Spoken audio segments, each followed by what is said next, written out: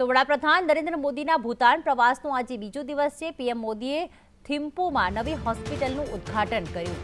પીએમએ નવી હોસ્પિટલની સુવિધાઓ નિહાળી। ભારત સરકારના સહાયથી ભૂતાનમાં આ હોસ્પિટલ બની છે।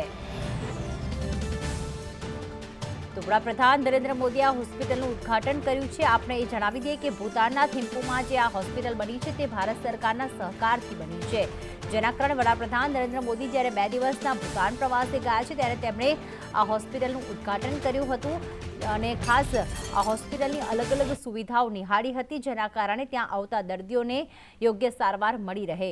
ખાસ ભારત સરકારે આ પોતાના પાડોશી દેશ ભૂતાનને આ અંગે સહાય પણ કરી છે આ હોસ્પિટલ બનાવવામાં, અને ભારત સરકારના સહકારથી બની હોવાના કારણે ત્યાંના નેતાઓ દ્વારા, લોકો દ્વારા તેમનું અભિવાદન ઝીલવામાં આવ્યું।